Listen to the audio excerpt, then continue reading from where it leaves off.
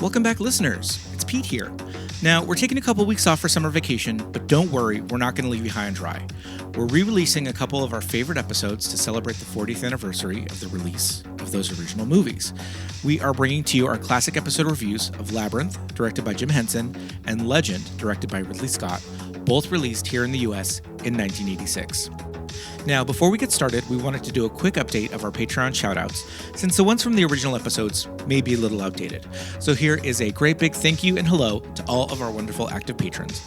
And that includes Charles, Chen Ming, Dana, Lisa, Jonathan, both Jonathans, Teresa, Robbie, Callum over at Once Upon a VHS, Chava, Kitsch Barbie Clubhouse, Ronnie, Matt, Carla, Megan, Andrew, Steven, Espy, Brian, Deja, Amy, Erica, Anna, our friends at Hetty Drew, Andy, Kate, Roberto, Daisy, Kelly, Chrissy, Laura, Thomas, Lori, Brenna, Lawrence, Lisa, Alexis, Thomas, Millie, Benny, Melanie, Susan, Paul, Jamie, Drew, Genevieve, Dawn, Joshua, Aaron, Nick and Shannon, Christine, and Rufino.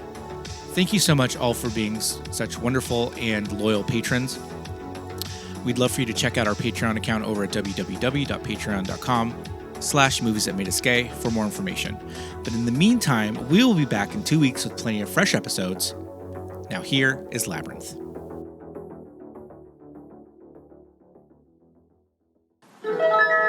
Jim Henson, creator of The Muppets, and George Lucas, creator of Star Wars, team up to take you on a magical journey to a world of fantasy and adventure.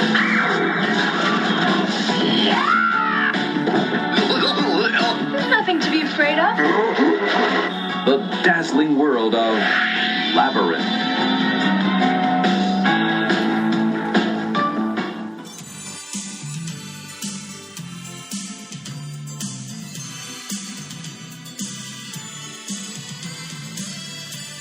Welcome back to the show, everyone. Welcome back.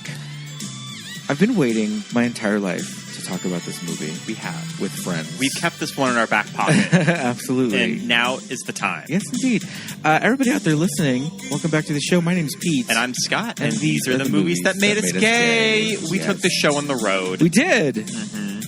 We are recording live from Joshua Tree. The beautiful desert.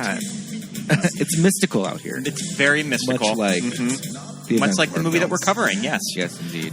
We had a very good friend of ours. He was last on for one of our Christmas episodes, Pee-wee's Christmas special. Yes. Very good friend of ours. We have not seen you for, at this point, years. Jareth Anderson, welcome back to the show. Hey, thank you for having me. And we watched Labyrinth, released June 27th, 1986, directed by Jim Henson, written by Terry Jones, and starring David Bowie and Jennifer Connelley. Yes. I mean, the iconic David Bowie, visual everything in this movie. Mm-hmm. The full package. Thank you. Quite literally the full package, yes. Thank you for that. This movie launched 1,000 sexual awakenings. Yeah. Girls and boys. Girls and boys alike, yep. Yeah, David Bowie, the look, everything. The music. It's actually the term mask for mask comes from the ball scene. Very good. Oh, the ball scene. Oh, we have so much to talk about. Scene, every scene with Jareth the Goblin King is the ball scene. But I mean, yeah, I have a lot to talk about. The ball, the masquerade. There's a whole we're going to get into it, but the whole Jareth's masked ball is like a thing that you can buy tickets and go to today.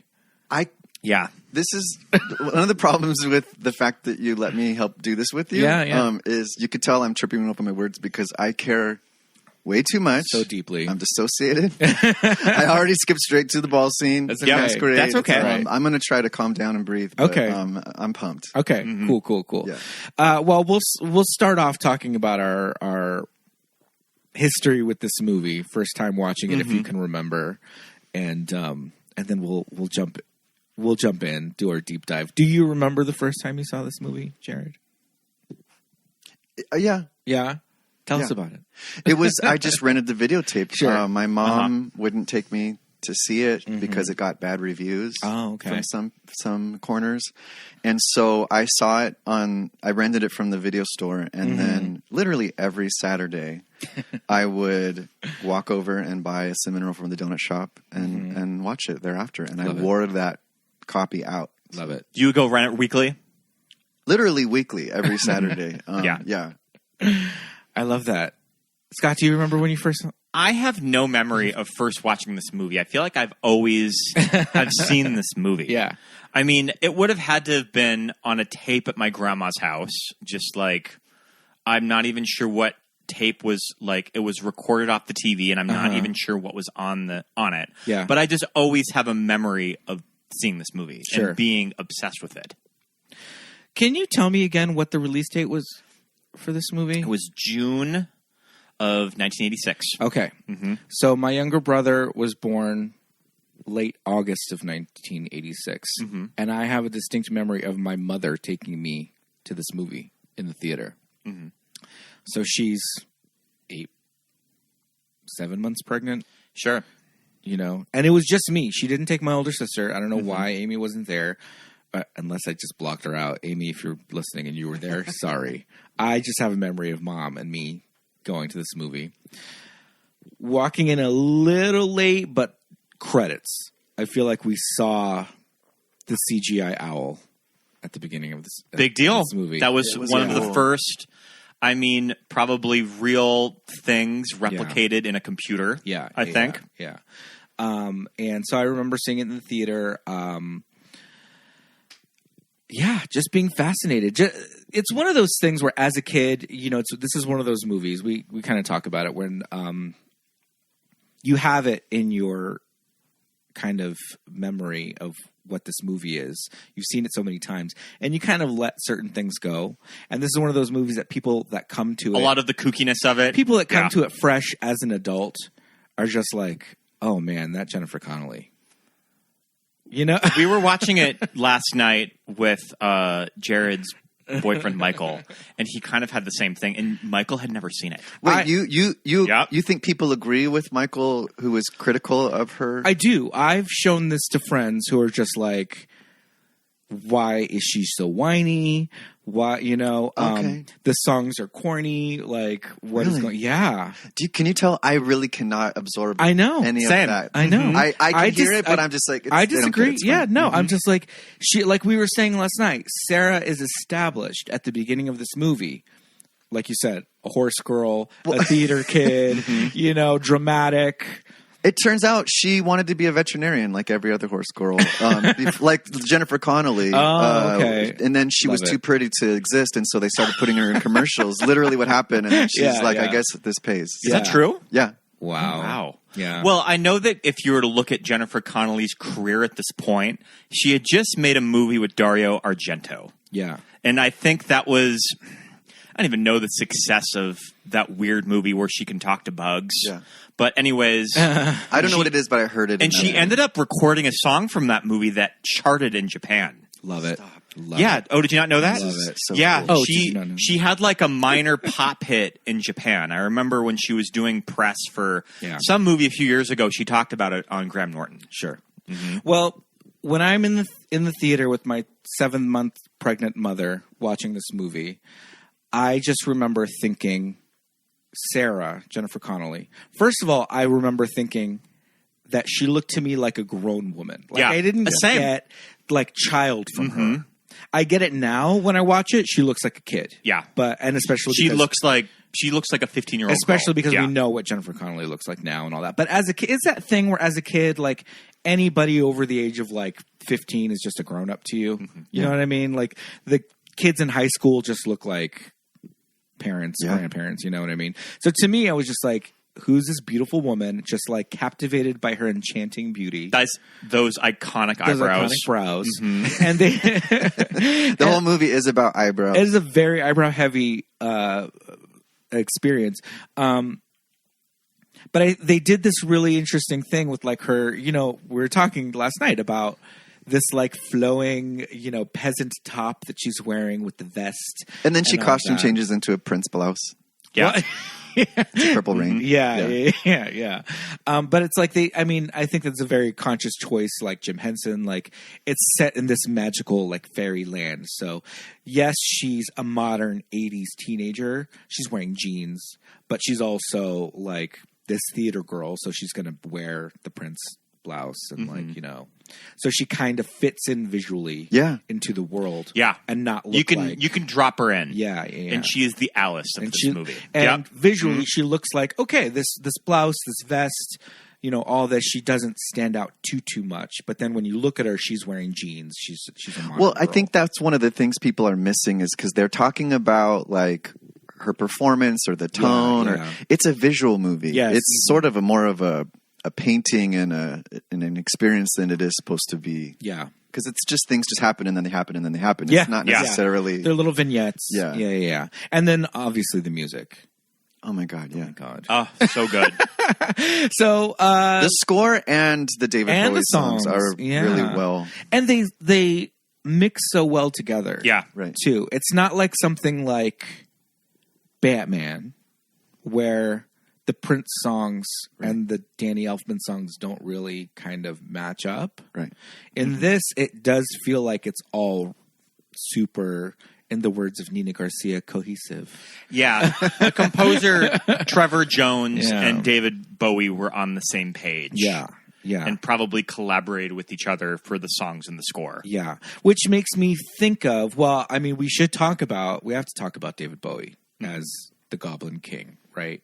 And we have to talk about everything. The look, the music, all that. Yeah, and it's not just about eyebrows, it's also about baby abuse. We should get to that. Throwing babies in the air. Mm-hmm. Well, if you notice, that baby's crying in every scene. And really crying. Surrounded by and do you know what he became later scary on? Goblins. I mean, a puppeteer. He's Brian Froud's baby son. He's the son of the concept visual guy. designer, the concept artist. And movies that made us gay, Brian Froud, painter of fairies. Yes, painter of fairies and goblins and creatures. I'm not quite fairies mostly. I'm not quite the same age as Toby.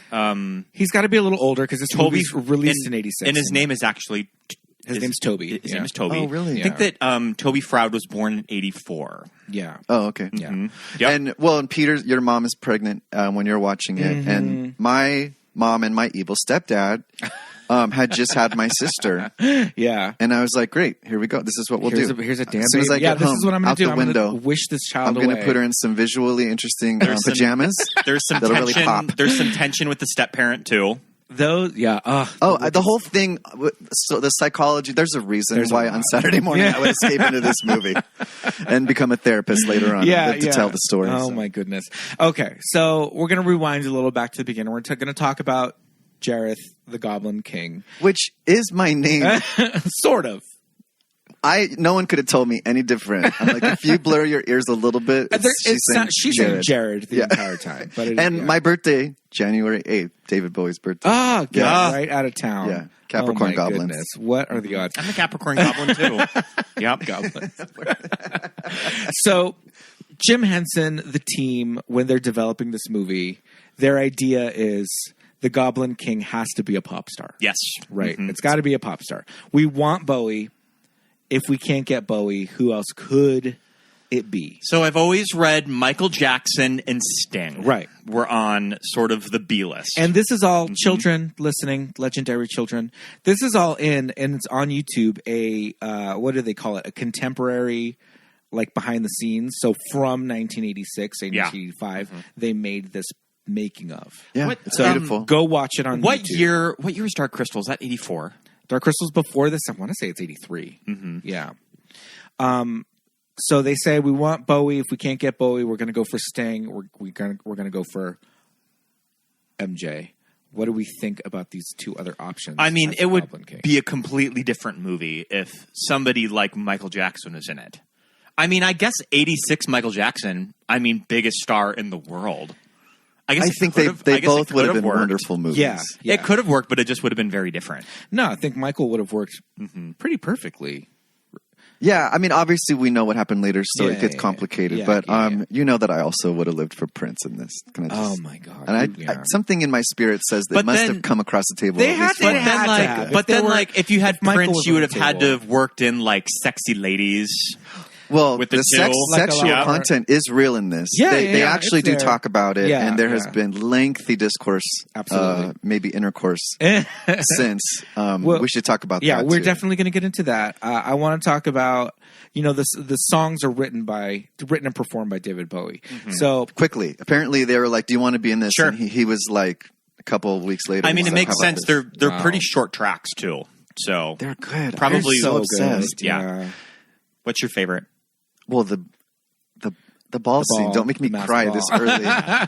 But they're all great. They're all bangers. Yeah. Unfortunately, my least favorite is the Fire Guy song. I don't really know why. Chill it down with the fire. I like the Fireys. Yeah, I love the Fireys. I like it too. It's just they're all tied for the best for me. Sure, of course. But Falling Down. Probably one of my favorite was Dance Magic Dance. What was the song that we started Underground. the episode on? Underground. So when I was listening, when we were watching this movie last night, I'm just like, damn, have I been sleeping on Underground? Because it's a fucking banger. I think you have. So this is, let's again take you back in time.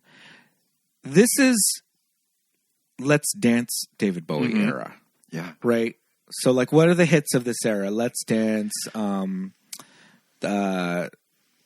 Let's Dance. China Girl. Yeah. How familiar? So this is a little bit more pop. Sure. He would have been dancing in the streets with Mick. With Mick, and he did the track with Tina Turner, or he performed with her live. Yeah. How familiar Fame, were you maybe? both with Fashion Fame? David Bowie before going into this movie? I mean, those songs were really big on the radio, and my mom, being a young cha-cha mom as she was, we would listen to top 40 radio in the car. So I was very familiar with like the top pop hits of the day. So I knew the voice. I had to have just known his persona, but I was just, it wasn't like, who is this man? I was kind of like, oh, it's that guy. Yeah. That like pop star looking kind of like Welcome to the Jungle wig. Yes, some androgyny for sure. Yeah. I mean, I would have had to have been introduced to David Bowie through this movie. Me too. And it's one of those things too that when I finally started to get a little older and I connected the dots of, all of these songs that I constantly hear on the radio are by him. Yeah. That like I've always heard those songs, but I wasn't really sure who sang them. Yeah. And I remember when it finally clicked, like Starman, Let's Dance. Well, that's what I'm China saying. Girl. Like, he's gone through so many phases and eras, and this is kind of like quote unquote later in his career when he's not quite as avant-garde anymore. He's a little bit more crossover. He's got the short, kind of like short flat top hair. You know, and then he was never that suits. accessible again. Yes, but always obvious, legendary. Yeah. I went to see. They did a wonderful exhibit at major museums, and we were in Chicago, and I went and walked through it, and it was, so cool to see the Yohji Yamamoto outfit or whoever, those things. And then, but then when you get to this children's movie, and it's like your heart kind of leaps out. Yeah. And it's so awesome to see someone with such range culturally. Yeah. It's rare. What are other movies where David Bowie acts? Let's pull up the old IMDb and find out. Okay. I'm still fascinated by the idea. Warhol. Oh yeah, the man who fell to earth. I've never seen Man Who Fell to Earth. Yeah. Oh, he plays Pontius Pilate in The Last Temptation of Christ, The Hunger, of course, Labyrinth, The Hunger, The Prestige. He plays Tesla in The Prestige. Yeah. We talked about a few episodes ago that Peter Jackson wanted him to be Elrond, and it just didn't quite work out. Yeah, wow. Yeah. Mm-hmm. The elf.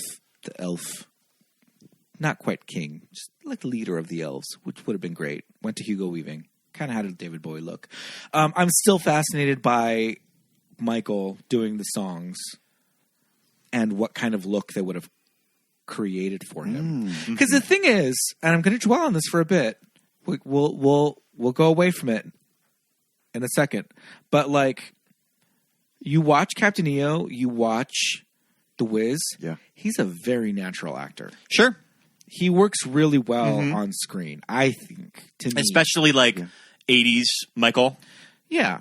I think that he, Janet's a great actress as well, or a great actor as well, and I think Michael was a very natural actor, and I think he could have done this, and he really wanted it. He wanted it for a very long time. Yes, he wanted to be Marlon Brando. I mean, he wanted this. He wanted Hook. He wanted to probably Jar Jar Binks. He probably wanted all these wanted roles. To work with Jim Henson. Too. Oh, of course. Yeah. But again, it gets a little dicey later on. It's probably for the best that he was not in this movie. But it's just that. Well, he did work with George Lucas on Captain EO, and George Lucas produced Labyrinth. It was one of the producers, right? Yeah. Okay. So that's probably how he got, as far as he did in the conversation. But I think just the fact that Bowie was willing to do it and said yes, they're just like, all right, everybody. Now, was George Lucas's involvement in this movie? Did he sort of come up with the story of the Goblin King? I don't know how much. No, story-wise, I think actually Terry Jones, from the Flying Circus, Monty Python, was given the drawings from Froude. Okay, and he would look through them and connect with certain ones, and then when he would get to a spot in the story of and then what happens next, he would go, "Oh, this one speaks to me. Let's put him in there." That's what he says. So then Terry was given the concept art of Labyrinth, and he sort of formed the story. And they're working on that workshop of the puppets and all of the visual for a year and a half leading up to filming. Oh yeah, at least I think George Lucas kind of at that time, I think he was just whatever is at the kind of cutting edge of film technology. Sure, and probably just one of the partner, and probably just one of the partner with Jim Henson too. Yeah. Mm-hmm. So I think that was part of that. But oh man, the puppets. Wow. So good.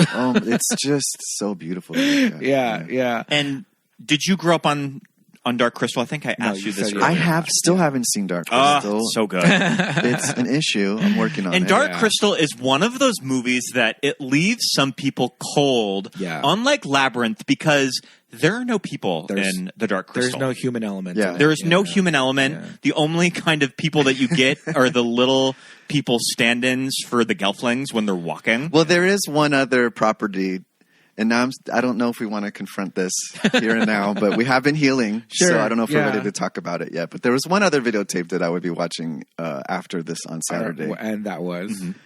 The original Willy Wonka. Okay. There's an Oompa Loompa in the corner that no one's talking about. Listeners, I remember I posted on Facebook something of I like Willy Wonka, but boy, is this a weird movie where its tone is all over the place.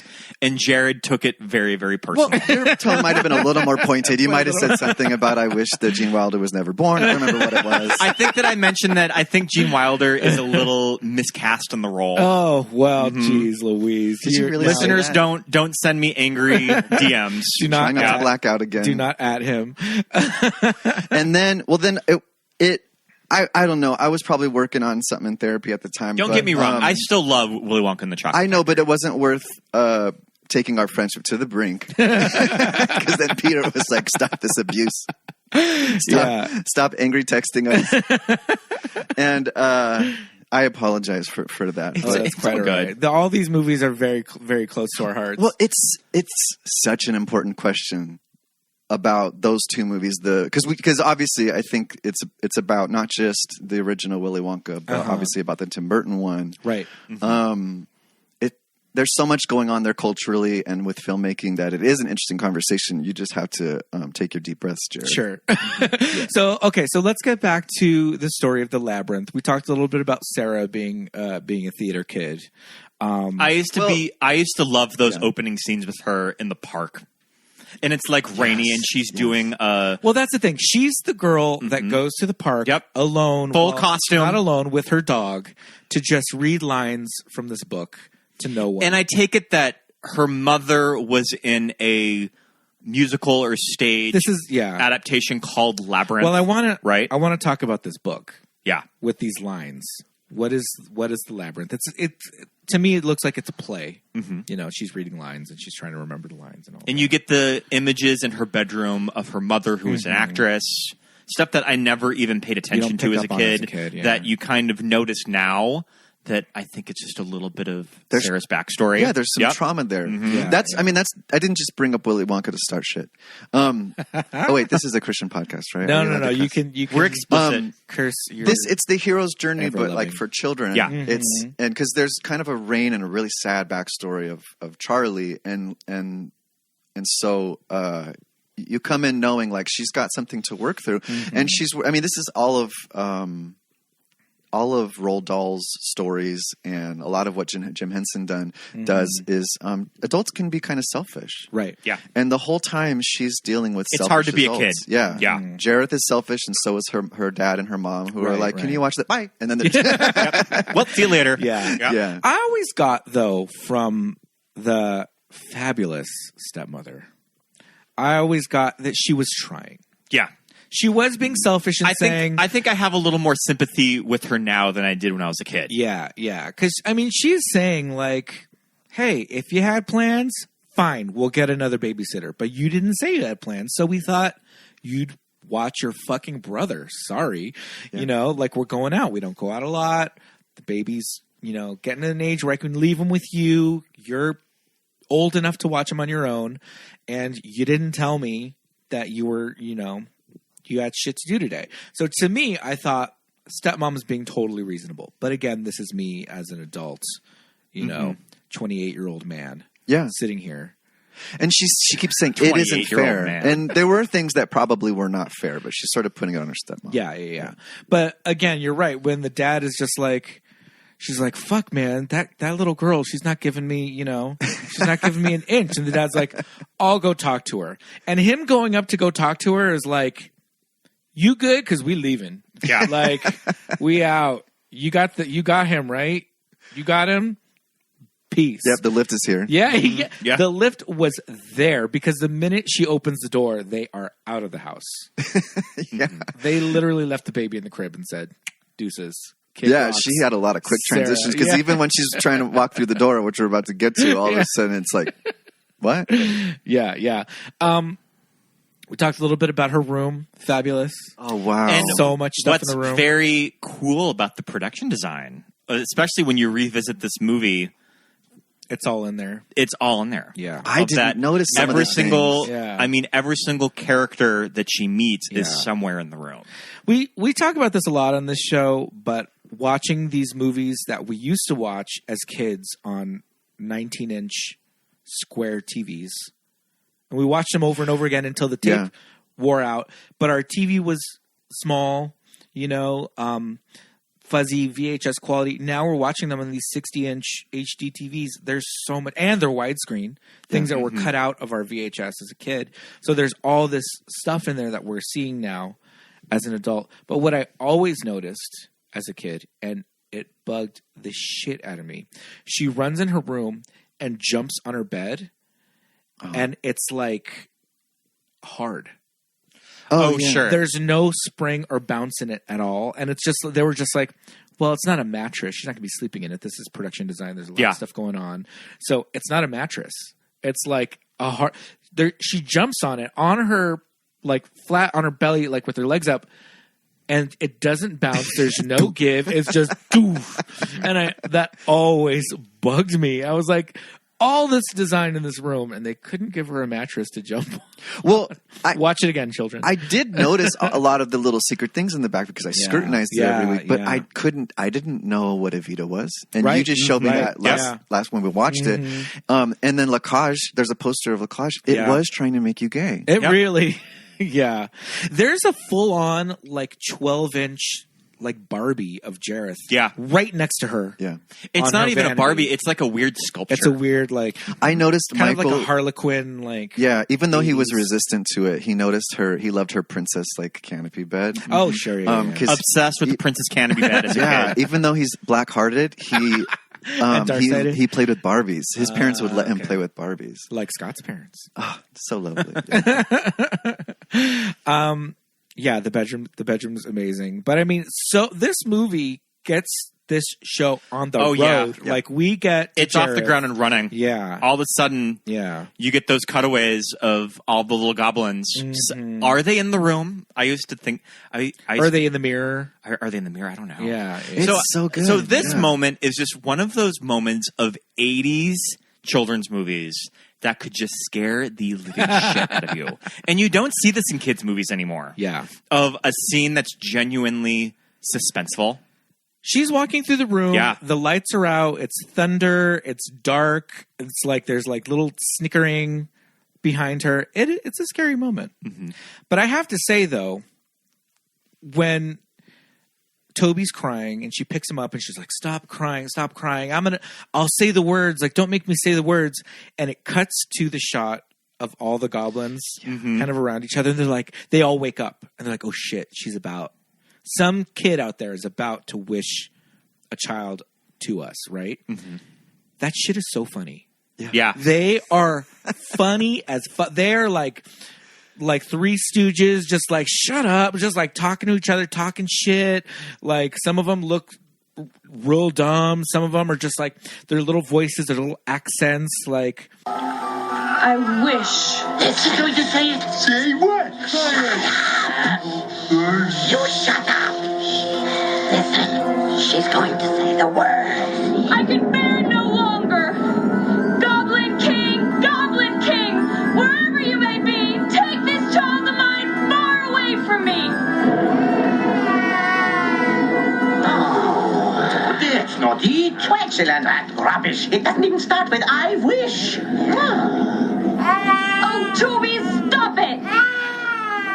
Yeah, it kills me. You are hooked at that point Yeah. because some shit's about to go down, and then there's puppets, and then there's owls, and then there's these he's like juggling these crystals, and it's just like, oh, where are we going? This when is you so first exciting. get the big introduction to Jareth and he's juggling the glass balls, do you know how they did that scene? Contact juggling. Yeah. They had like a magician or someone in the back of him. Yeah. And they like were with his arms wrapped around. like his arms wrapped getting around handsy him. with David Bowie, signing up, getting a little up close and personal with David Bowie. Yep. Yeah, just kind of spooning but standing.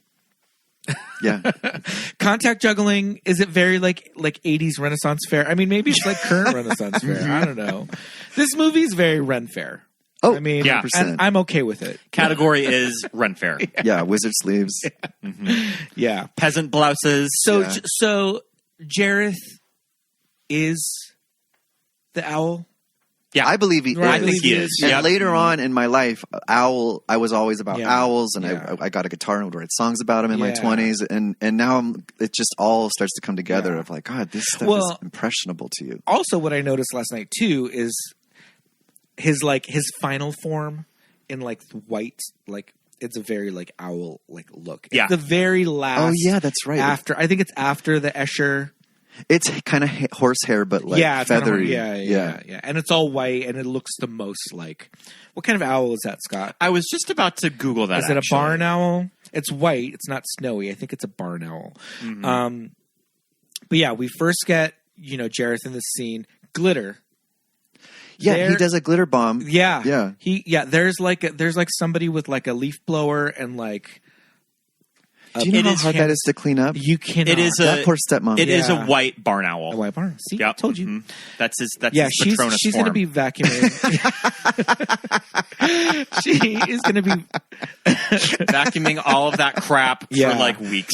Do you remember those? Did you ever have those like non-electric like push? Yeah, yeah, battery operated. Yeah, it looked like, what did that look like? Like a DeLorean, sort of like a little mini. I don't know what. And my grandma had it, and she'd be like, "Here, like go vacuum," and I'd be like, "This isn't a vacuum. This is a glorified. This isn't taking up crap. It's like one of those Ghostbusters traps." Yeah. A dustbuster. A dustbuster. It just came to mind. You cannot get all that glitter out of that carpet. Another thing that we noticed, and I mean, this is David Bowie, like not 101, but this is David Bowie history. But what you really see in like a HD transfer and all that, and these close-ups, is his like blown out dilated eye. So I did not know that until yeah. you told me. I was just like, wow, did they put a weird thing, weird contact to make one of his pupils a little bigger? Well, people always thought that he has two different eye colors. Mm-hmm. My mom told me he had a glass eye, but it's just permanently dilated. Right. Did he just get hit in the face with something? I forget what the accident was. Hit in the eye? Like Marsha Brady? It was an accident, but I can't remember what it was. Oh, my nose. But it's like people like Manson and Marilyn Manson could never, like David Bowie was they do that to be cool. This was part of his origin story. Mm-hmm. Yeah. He just looks crazy. But it's but this is also when we get introduced to his Christmas downstairs. And should we talk about this here, or should we talk about it? No. All throughout. His Christmas downstairs. What? His business. His between me. Oh, sure. Yeah. Mm-hmm. Yeah, he's sitting on a secret. Yeah. He's got the full package. So are these riding pants? These are riding pants? This is a riding uniform? For me, they are. I think. Yeah. What kind of riding are we talking? I think these are actually like horse riding. I think so, yeah. Pants. So the conversation... I'm sure there were, several conversations aesthetically, but there is an element of they wanted him. She's 14. Yes. So she is becoming a woman soon. She's going to be going through her sexual awakening. I'm not saying that this is appropriate. I'm just explaining what the conversation was in the 80s, process. And they say that I don't know where they say this, but that he is a rock star, and they wanted. He's a Goblin King, so they wanted there to be a certain sort of power, and there's a sexual charge to it that they want him to sort of be almost attractive to her, maybe not overtly in a sexual way. And it's not a cod-piece. No. He is known to be packing in real life. Okay. I don't know if it's stuffed because they have talked about it. It does change size a little bit. But I don't think it's stuffed. No, I don't. But anyway, they were aware of it, and he was uncomfortable with it. Okay. But he said, whatever, I'll just go along with it. Because typically, like, when you think about it, you're like, well, what's different? What pants don't usually... It's like flat. It's almost just like he's wearing tights, right? Mm-hmm. And like, why couldn't the costume have had... What do normal pants have? Like, normal pants have a fly, a zipper, or a button situation. Okay. That's how normal pants with the fly don't look like that. They kind of a fly situation with the zipper or buttons kind of mask the mound. But he has this Ken mound with a meaty tuck. Mm-hmm. Yeah, it is a very meaty tuck.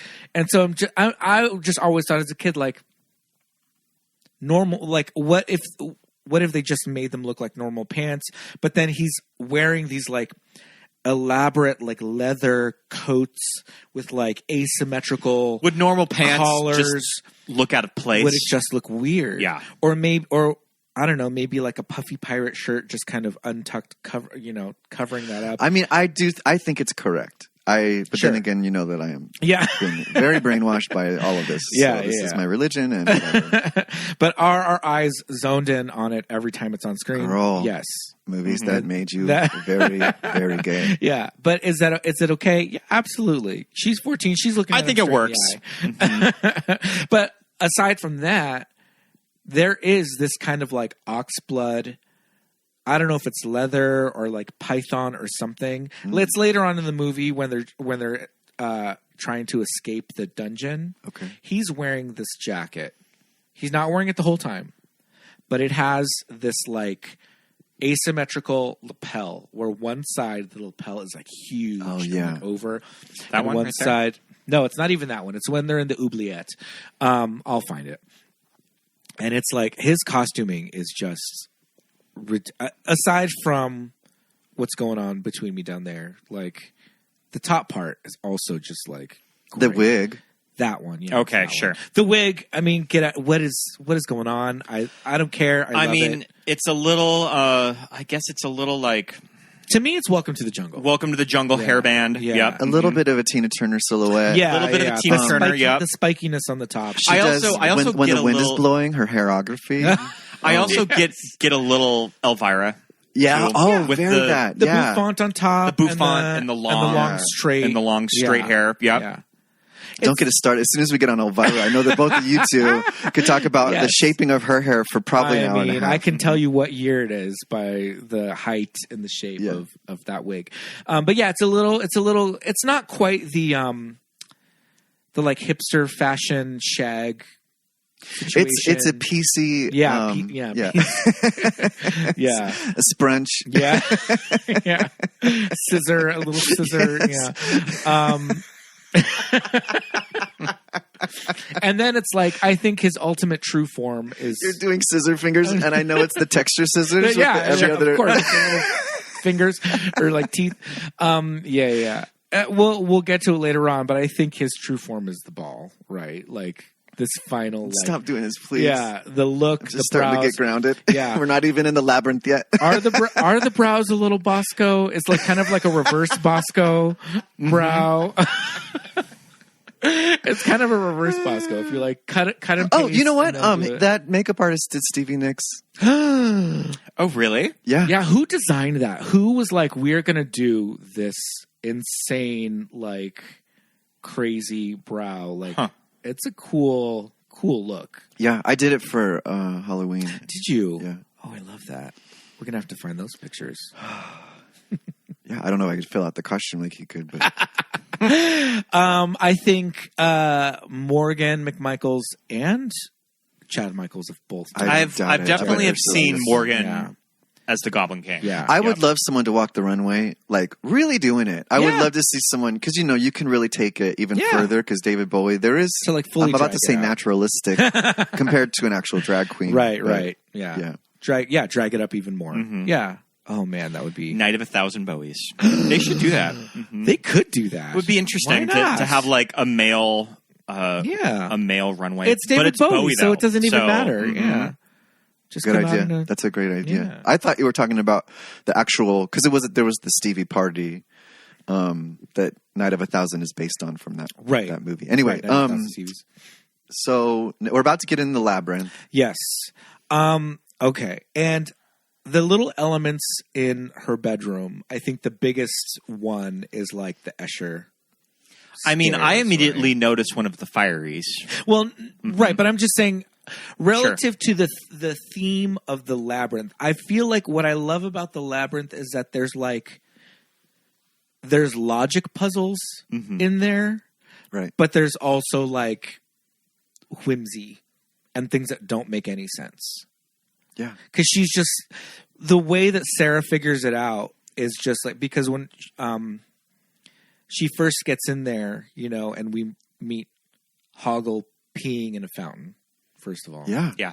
That, to me, as a little, like, 7-year-old or 8-year-old in the theater, scandalous. Seeing this goblin peeing in the fountain in front of a girl, I was just like, I grasped my pearls. Well, as a little kid. and he's got. Oh my god! I'm skipping ahead, but he's got this thing with the jewels. Yeah. There's also a Wizard of Oz structure through that. Oh, definitely. Yeah. Because she meets 3 friends. Yeah. And if you take it, actually, Hoggle is. I would say Hoggle is the Tin Man, because he's working through like a heart situation. Sure. And ultimately, they're all 3 about friendship. But Didymus is definitely is about. Bravery. The Cowardly Lion. The Cowardly Lion. I mean, I would say Hoggle is a little more Scarecrow. Well, he holds the Scarecrow role because he's the first one she meets in her main. And I think he's sort of the most personal connection that Sarah has with all of them. Yeah, if you're going to go literal with their qualities, Ludo has alternative intelligence. He's sort of got like musical intelligence, but didn't do that good on like FAFSA or his SATs per se. But he can sing like with rocks or whatever, and that's useful too. So. Yeah, definitely. Yeah. Hoggle, though, first of all, this like creature design is crazy. Like as a child, it never occurred to me that these words are not coming out of this. Yeah, they said this is the centerpiece of like their work. That it has the most going on in it mechanically. Yeah, it never occurred to me that this creature is not saying these lines coming out of this mouth, and it's somebody off stage doing. Hoggle is also it's a little person. It's son. A woman. It's a woman. Yeah, and it's voiced by his son. The voice is and Brian, Hoggle has it. They show a couple of documentary, you notice he does some sort of little stances and poses and puts his like hand on his hip or whatever. Okay. And he's dealing with it. This is not in Wizard of Oz. I think what he's dealing with also is shame a lot. Sure. Yeah. And so the jewels are sort of compensating for that he doesn't always feel confident about himself. Right. He is scared. Right. So of Jareth. So. Yeah. We were talking a little bit last night about Hoggle's visual look, his brow game, and something that I don't know. I never really noticed it, but I was looking at it and I was like, he kind of looks like my friend's like Croatian dad. He's just like a little grizzled, like Eastern European man. I said he's got Michael's eyebrows. Michael's Lithuanian. Yeah. Just, I mean, is he a goblin? I guess he's almost like a goblin hybrid because he has more human features than the other goblins running around. But he is a little bit more grotesque. But I don't know. Were we at the Jim Henson exhibit at on the west side where we saw the giant Hoggle head, or is that at the Academy Museum? That's not at the Academy Museum. That was at the traveling at the exhibit. Skirball or something. Skirball, yeah. An actual one? Yeah, I mean, supposedly, yeah. Well, and wasn't that head found like someplace random, buried like at an airport in like the garbage or under something? Area 51. It has a crazy story of that, like that piece was found somewhere, like in a case, like in a pelican case or something. Interesting. Well, okay. So there's a lot of like it's the Black Dahlia of Henson paraphernalia. Yeah. There's a lot of like deep shit we can get into with the characters, but the thing about the Labyrinth and things not being what they seem, and like the kind of logic puzzles, but also just things to kind of throw you off. Like Hoggle is like got his little pesticide. Yeah. And he's taking out the little fairies. Oh, that's right. And fairies, fruit makes fairies. That's interesting. Yeah. Okay. And the little fairy that like comes up to the screen and like the fluttering wings and everything. Is that Kylie Minogue? Is it Kylie Minogue? Yeah. To me as a kid, I was just like, that's it. That's what real fairies look like. Yeah. You know what I mean? Because you grow up with Tinkerbell and you grow up with like... and I don't know, and just real like a strawberry shortcake. And if you pick up a real fairy, they're gonna bite the shit out of your hand. Yeah, she's gonna bite you, and those little things. That kind of like, I was always just drawn to this like darker kind of like more interesting take on what these magical creatures look like. And I was like, that's what a fairy really is gonna look like, and I love that. And all the things with Sarah not finding her way into the labyrinth because she's not looking the right way. She's not used to looking, like, the entrance is right in front of you. The worm. Oh. That's the queer experience. They always say, because you had to hide, it splits you. And you inherently know about the blue and the red pill because you know that there's the real me and then you're born naked and the rest is drag. Yeah. And so to go into the labyrinth and know that there are layers to everything, you're like, this speaks to me. Yeah. We wouldn't have been able to put it to academic words or whatever. And she starts immediately meeting, little helpers along the way. That cute ass little worm. That little worm. I love it. He almost looked like a caterpillar, but I guess they couldn't really call it a caterpillar. That's like too close to Alice in Wonderland. Oh, okay. But like all of these things in this movie are there on the set for Jennifer Connelley to interact with. Imagine? Yeah. Like the little like mossy eyeballs that are like following her around. All that shit is there. And even just all of the shit that they put in the background of something rolling on the ground. Yeah. Chickens and the tiny little forced perspective castle like on the top of the hill. All that stuff is there in the camera. Cool. Yeah, and that's what makes these movies, to me, it's like you can just tell that they're there, they're physical. It's a world that's inhabited. Yeah. So she starts interacting with people. She kind of leaves Hoggle, or Hoggle kind of lets her go at first. There's interesting lines when she sees him, and he says, "Oh, it's you." When he first sees her, really, yeah. And then later on, when in the same conversation, he says his name's Hoggle, and she says her name's Sarah, and he says, "Yeah, figures." What does that mean? I will get to. Was that what Karen was? Crazy fan theory. Was she a Karen in the 80s? What's that? In the 80s, was Sarah was like Sarah a Karen? like a Karen? Yeah. No. It's I not. know, I'm joking. Yeah. But it's very interesting, these lines of when he says, "Oh, it's you," like he was expecting her. I mean, is it the fan theory that her mother has? No, it's. I mean, that's the easy one. Has done the Labyrinth before? No. It's not even that. Do you want me to read it now? Because it's kind of crazy. Yeah. Oh yeah, please. Okay, so this is from Reddit, and this was actually initially on Tumblr. In a time long ago, a sorcerer named Jareth fell in love with a girl named Sarah. Sarah's father and stepmother would not let her marry Jareth because they wanted to keep her as a servant to care for their other child. In a fit of rage, Jareth kidnapped the younger child, spirited away to the fairy world. In the new world, Jareth built a place for his Sarah. He turned the spoiled child into a goblin to be their servant. Time works differently in the Labyrinth. So in the time that it took him to build his kingdom, Sarah grew old and died. Overcome by grief and addled by a lifetime spent in a strange world filled with these monsters, Jareth goes mad. He refuses to believe that he lost his love, and he searches for Sarah from his castle. Sarah is a Hebrew name. It's common. It's old. Used for thousands of years. So he can find a dark-haired girl named Sarah with a younger sibling who feels that she's treated unfairly by her stepmother. So he kidnaps the younger child to his world to turn into a goblin. Perhaps the new Sarah dies on her quest to find her brother. Perhaps she wins him back and takes him back to her world. This is how Jareth becomes a goblin king. Every goblin in the goblin city is a child he stole and was not recovered by that Sarah. This is why he builds the maze. Let's see. There's another one in here. Trauma. It's about trauma. Yeah. This explains why Hoggle responds to his introduction to Sarah in the movie with, "That's what I figured." Because there were so many Sarahs. I mean, it checks out.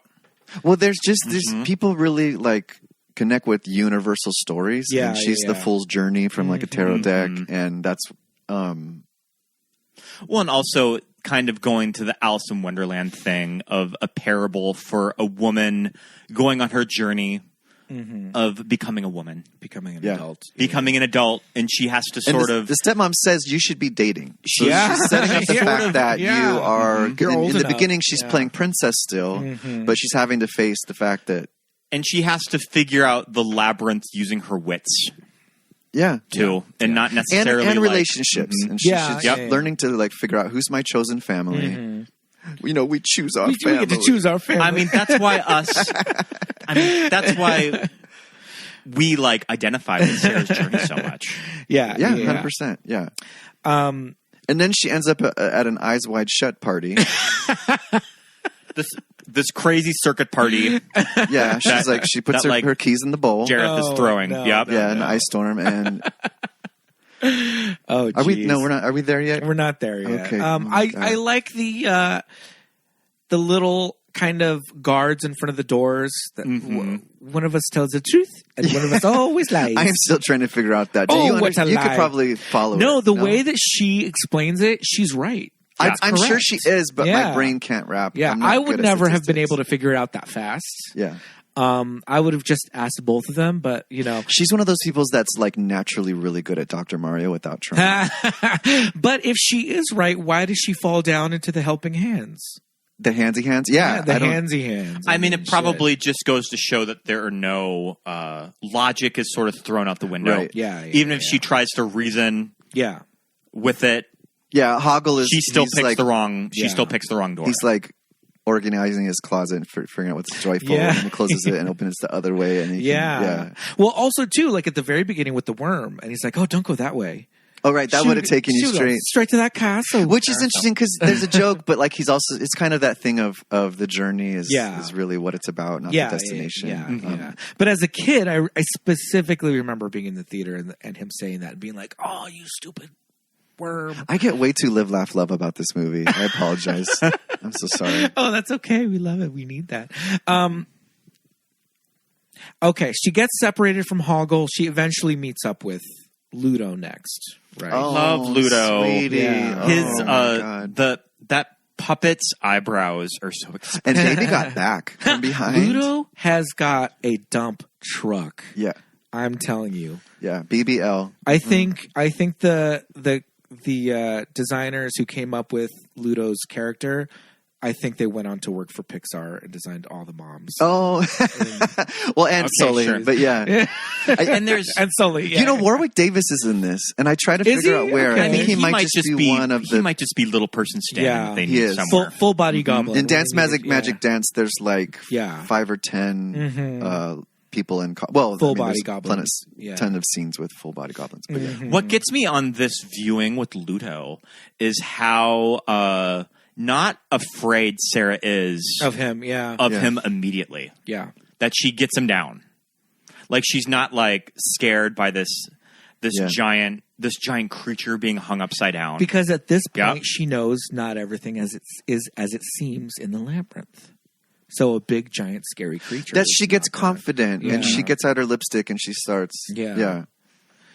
Not yet, but she starts using the lipstick to like tell her way. She's Oh, using sure. strategy. Yeah, basically, yeah, and using what using she her power. has, Yeah. available on her. Which, of course, being a girl, she would have makeup.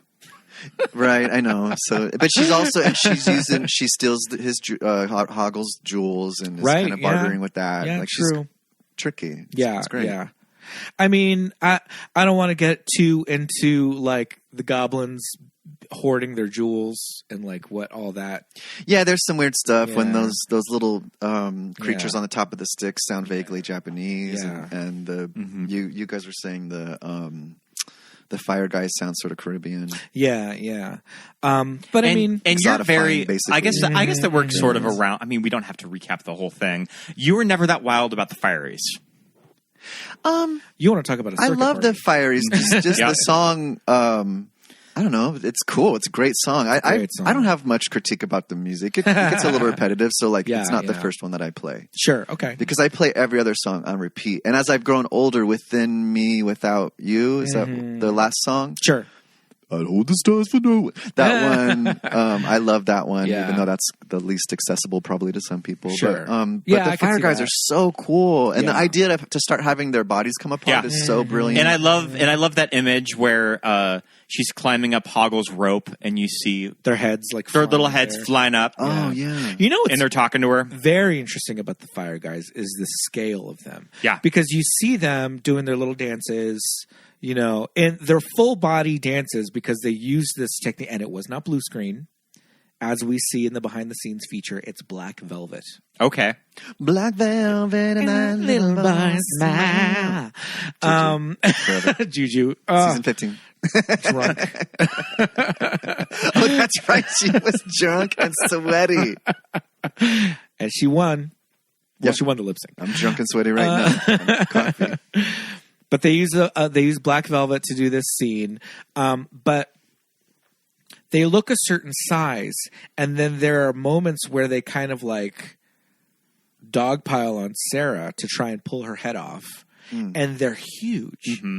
Their heads are just like these giant like puppets. I and love it's hearing very these things. interesting. After I feel bad that I should have noticed every little Yeah. thing, but it's like I love. you but ever- to me, the scale's a little like Well, I in didn't the behind the expect it to scenes, be they that show big. because it's two people doing each one. That's they how- have yeah. to. Did you ever catch the voice of Elmo as one of them? Kevin Clash? Yeah. And I think that this was one of Kevin Clash's big gigs with Jim Henson. Well, it's one of the earliest gigs with. He was like Yeah. really young when he started with. yeah, them. he was probably... Yeah. I mean, I don't know, but I know he was very, very young. Yeah, he was started- young. when he started with the team. The placement of it too. I think it has a good rhythm of because it breaks it up. It's a different color story when you're there. yeah. And it's the only song that's not sung by Bowie. Yeah. Right? Bowie Oh, wrote okay. it, though. No, yeah, he Yeah. wrote the songs, but it's the only one that he doesn't perform Okay. in the movie Yeah, on the good call. soundtrack. So, but yeah, this is when she's separated from Hoggle. She met Ludo, but she's separated from him because he kind of falls down into a pit at one point. We get a lot of talk about the Bog of Eternal Stench, and it's like, ooh, what's the Bog of Eternal Stench? This one's for the kiddies. There's a lot of farting going on. Yeah. Daytona win. Yeah, this is our Daytona win. We get reunited with Ludo there too. We get reunited. Yeah. But we meet Sir Didymus. I love Sir Didymus. This is the his noble steed. the goofy Pluto. A dog riding a dog. Sort of. A fox riding a dog. What? Dynamic. No, Sir Didymus is not a fox. I think he's a terrier. Yeah, he's a little terrier. He's got to be like a terrier. This is because my dog is this fancy breed. People tell me, and sure. and I got it from the pound, but I'm like, oh, she's Portuguese Podengo, so now I'm like, ha ta ta. And then when we're out in public and people say, oh, look at your little wired-haired terrier, it's like hate speech to me. How dare you call I love her. how Sir Didymus is very that with his feathered cap. And he speaks like, whoa. Yeah, and when they have Sir Didymus standing up on his hind legs, and it's a full body shot of him standing, so good, like a marionette or something. So cute. His little skinny dog legs. Yeah. I die. And the relationship with what's his Ambrosius. Ambrosius, I love his little riding crop. Yes. And there are shots of the dog, Ambrosius, when it goes from puppet to real dog. I love it. I love just those. I love those little cutaways. Yeah, he looks like Sprocket. Is that the same dog as her dog in the beginning? Yes, I think so. Yeah, it's the same kind of. Supposed to be her dog. The big shaggy dog. Yeah. What kind of dog is that? I think it's just like sheepdog. A sheepdog. Okay, that's very like Looney Tunes. So cute. Like a big sheepdog. I love though that Sir Didymus, being a tiny little dog, just takes on Ludo, just jumps on top of him. Oh, that's right. Hitting him with the riding crop. It's very like Yoda beating up R2. Yeah. Just like hitting him with the riding crop, this little puppet. I die. It's so cute, so funny. David Bowie has a riding crop or something in the beginning. I think yeah. Okay, so we're gonna get there. All right, hold on. Hold on. You need your vape pen? Where's my meds? You know, like light up that incense. Well, so if I think you're saying what you're saying, is there some? This is the peach. Yeah. So this is the poppies. This is the poppy field, and RuPaul talks about this. And this is speaking of vape pen, it's like there's a point in your life where the trials are very difficult, and when you bring in like drug elements or hallucinant, it's the sense of relief, right? Because a bog of eternal stench is scary. Stench is about shame also. And she takes this peach, and it's interesting because sex is relief. It is life is hard. I need sex, drugs, and rock and roll, and what more sex, drugs, and rock and roll are you going to get than David Bowie in a good wig? Absolutely. Yeah. And so something that I always notice about this that I don't know what it quite means, but the perspective of it, in addition to being sort of hallucinogenic, it's a little bit claustrophobic. They're the room in or her the ball? space. You can't get a good look of the room, too. Yeah, it is. It does feel trippy, and they're crowding her, and I don't know. I love it, but there's something about she's trying to get through, and they're all now laughing she's at her too. Full beat, full drag. Oh my goodness. Well, okay. First of all, Jareth gives Hoggle a peach to give to Sarah. It's an enchanted peach. I mean, obviously, it's giving us. What is it giving? But what are you giving? But what are you giving?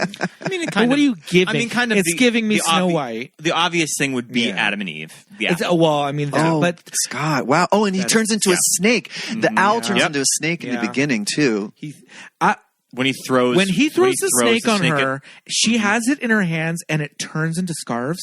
There's some actual magic in this movie. Yeah. Like literal like magician shit in this movie. Okay. When the snake that she's holding turns into scarves, that's a magician trick. Actually, scarves, Steven Tyler would have been a great my goodness. too. Here we go. And Steven Tyler also would have been a good Elrond because who is his daughter? Liv Tyler. This is why blowing my mind. The Illuminati exists. I mean, I'm telling you. Yeah. So the peach, but it's giving me evil queen giving Snow White the apple, but it's not quite. And that's the thing about this movie to me. It's like it's these elements of other fairy tales, but kind of twisting them a little bit. So to me as a kid, I was like, well, obviously they couldn't give her the apple. That's a little too like Disney. That's a little too like Snow White. So it's going to be a peach, another fruit that you can bite into. It's a pretty sexualized fruit. I mean, Yeah. So she bites his peach. She falls asleep. And then we get wigs upon wigs upon wigs. And the song, doom, doom, doom, down. As the world falls down, right? I would pause it and go to the piano. And I could learn it. And it just... Play along. He's doing that full David Bowie croon. Yes.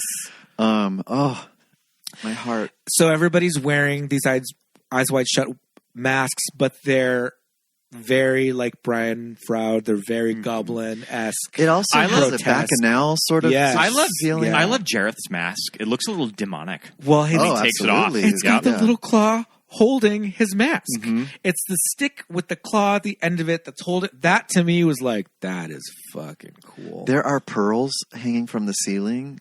So Sarah's wigs upon wigs. Stacked multiple wigs. Yep. She has like by Vanity silver wire like sculptural elements in the hair that to me was always like, I need to find a picture. That's fucking amazing. Yeah. She has like pearls coming down from it. Her face is now full beat. She's wearing this like, her dress is giving me a very. But what is it giving? Glinda. It's got the Glinda, the Good Witch of the North. Sleeves, but it's like avant-garde challenge. Very that. It's avant-garde challenge. And everybody just walking next to her and laughing. Yeah. And they start laughing more and more. It's adulthood. She's now in adulthood, and when he does his little, he takes her by the waist, which is a little bit, Me Too. First of all, sure, yeah. But no, it is. It's sort of seductive, and I don't know how I was processing that other than it was just such the full fantasy, right? And the music is so beautiful. I don't. Is the music beautiful, or am I just? No, it is. It is. It's a great song. We have the soundtrack on vinyl. Yeah. But when it comes on, I'm just like, oh, thank God, it's here. Yeah, it's good uses of saxophone. So good. Oh my, the 80 sax. I love the. I was talking about kind of like the magic trickery that they use in this movie. There's these shots where you see him and then a couple will like waltz in front of him and they'll waltz away and he's gone. Yeah. You know, there's a lot of things where he's there and he like moves behind something or someone and he's just like disappears and then he appears behind her and like really close to her and grabs her waist and all that stuff. And then does she break a mirror? Or she throws a chair. Yeah. Yeah. That's the thing. She's inside the crystal bauble. Yeah. Oh, right. That's right. Because there's a a snow globe. His magic is these crystals, these bubbles, and everyone starts to float away. Oh, holy! The minute it shatters, everybody's and the furniture and everything starts floating away. I mean, is this just sort of Sarah coming to the realization that this is all wasting her time because she has better shit to do? She's waking up from her She's waking up. She's waking up from her dream. And what we were saying before is you don't get a good look at the room and how claustrophobic it is. And she is actually inside this bubble because when she gets to the edge of the room, very Coraline, when she gets to the edge of what he's made for her, there's nothing left. And it's the inside of the bubble. And so it's this distorted mirror situation. Mm-hmm. And that's what she breaks with the chair. And the bubble pops and everybody starts floating away. And it's very cool. Like, it's such a cool, like, shot and image and thought of, like, he created and constructed this world just inside of this tiny little crystal. Mm-hmm. And then she floats down into the trash heap. So I want to talk about the trash heap woman. Yes. Love the trash heap woman. Looking into my future. Mm-hmm.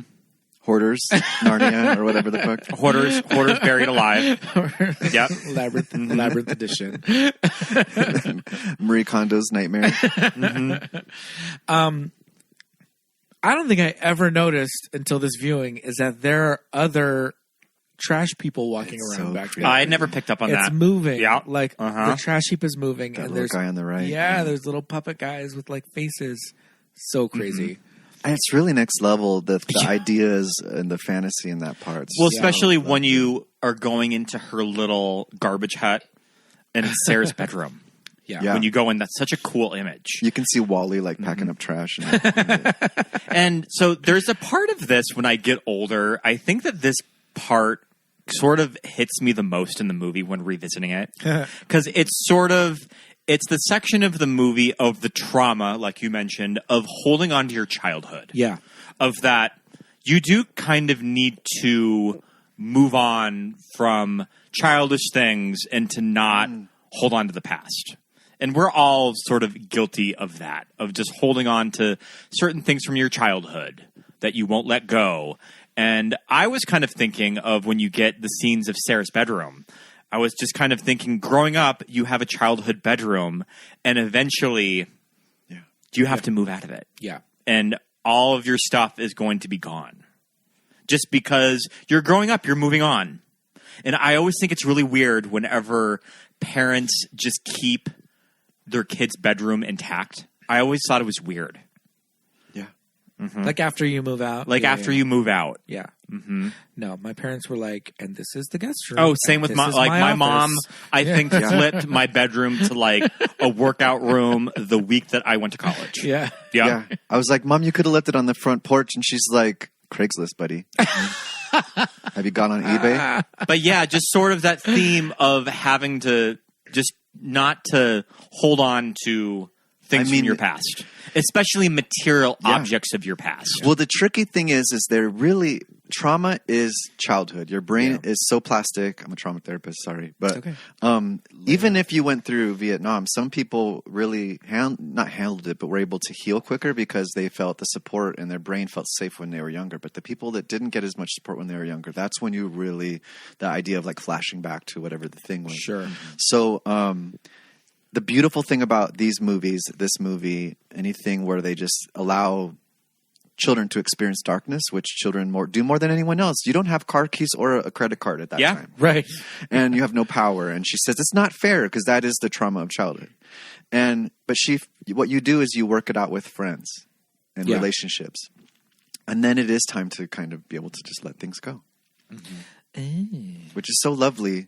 Yeah. But it's a dark scene. And it's deep. They really went there. It really is. And especially sort of when you look at sort of the trauma of like hoarding. You were mentioning that, that just sort of a lot of hoarders, it's kind of, there's a lot going on. The fact they let her trauma-wise follow Sarah into this like faux room and now you have this weird bizarro sort of situation and she's like, oh, and here's your little game. And and you love this and here's your bear. Yeah. It's interesting because when she first goes in, she's like, oh, I'm home. It was all a dream. Never mind. This is my bedroom, closes the door. And then when she goes back to open the door again to say like, oh, Dad, like I'm back, I'm awake. Also gives me like Coraline vibes. There's times when she comes back from the other mother's world and all that. But when she opens the door, it's not her house. It's still, she never left the labyrinth. And the trash heap woman is like right there. Like, oh, nope, you don't want to come back outside. Let's stay in here. Like, let's look at Mr. Bear. Let's look at this. You love this toy. Like, sit down. Here's your lipstick. Like, start playing with it. Sits her in front of the mirror. And for a minute, Sarah's like, oh, yeah, I do love all this crap. And it's just kind of sitting there, kind of like floating off. Yeah. It doesn't need, it's very like surfacey as a kid. We're just like, oh, haha, this lady's giving her all this stuff. She's turning her into another one of these junk people, piling it all up around her, around her back and everything. But then when she wakes up and breaks the mirror, and then the room starts destroying itself. Yeah. Really that cool. shot is wild. When the walls because most of it looks in camera of how they did it. Yeah, totally all in camera with her right there. Yeah. Yeah. And the friends pull her out of the junk heap to keep going into the Goblin City. Yeah. Really cool. Deep. Yeah. Mm-hmm. Yeah. The last little battle at the Goblin City. It's whenever I revisit this movie, and even when I was a kid, I think I have the least patience with. I just want Sarah to just make it into the castle and to start to try to find Toby on the Escher steps. Yeah. I do love that big robot. Yeah. It's kind of cool. Yeah. Mm-hmm. And that's like Wizard of Oz. That's like a big puppet. It's like all I love that. I love that shot of Ludo in the little tower. Oh yeah, when he takes off the roof. Yeah. It's funny because they keep referring to it as the Goblin City. We have to get to the Goblin City, and when they get there, it's like a little Goblin City. It is. It's a little Goblin neighborhood. I say Wizard of Oz because it's Emerald City, and there's this big mechanical. It's a little Goblin mini town. Yeah, kind of. No, it is it's very Wizard of Oz. Yeah, when they get to the gates and all that. Yeah, and it's a little goblin mini town, and all the goblins they're the little goblin houses. Mm-hmm. One of them, when Ludo does call the rocks and the boulders all come and like take out all the. One of them is like he literally says, "I'm going home." Yeah. And he goes inside this little house. And then out of nowhere, isn't there an automatic weapon that starts? There is a machine gun in there that starts shooting at them. Definitely wouldn't. Oh my God. Definitely wouldn't find that in a kid's movie now. NRA is in this Henson film because like there's cannons at one point, but the cannonballs have those little crazy bird goblins inside. Yeah. And they've got their little feet. And they're just like, ah. It's so fascinating being your head. They're like the crazy little accents like that they use. I love. But yeah, the little bird guys live inside of the cannons. So it's like you think, okay, everything here is goblins. Everything is made, even the weapons and the ballistics. But then all of a sudden, full on machine gun. Yeah. And that was a little like, ooh, I don't know about that. And this is the sound of like automatic weapons fire. Definitely like the stakes raised. They do go full battle sequence. Yeah. And I don't remember, how do they end up in the Escher Palace? So they're kind of overwhelmed by the goblins, so Ludo calls the rocks again, and the boulders come in, and it just takes out all. It just kind of takes out all the goblins, and so they run away. So they're able to just walk into Jareth's castle, and they get to his throne room, and it's empty. Mm-hmm. And she's like, "Oh, I think to do this." They all say like, "Okay, well, let's go get Jareth. He's up at the top of the tower." And she says, "No, I have to do this on my own. That's just how it's done." And it's like, okay, and that's when the first time we get... And sort of if we're going to be doing like these metaphors of that, Sarah has to make this journey by herself. She can get there with so much help, but sometimes in life you just have to do certain things by yourself. Yeah. But also sometimes in life you need your friends. Yep. Should you need us. Mm-hmm. First time we get it. Yep. Love it. Yeah. Love it. And that's when she goes up into the Escher painting. Really cool. We get this song. It's a little more of an adult song. And the pacing is different. This is not like a verse, chorus musical thing. Okay. And which goes with the sense that there's no perspective and life is not cut and dry. Mm-hmm, it's abstract sometimes. Yeah. But, and then it starts to be precarious because the baby is perched over there and that crystal ball. Those shots of Toby Froud just like sitting on a stair. He's like, finally I can just sit here and be cute. They're not poking me and making me cry like every other like scene. Is there just like a set PA just a mere like holding steps his away?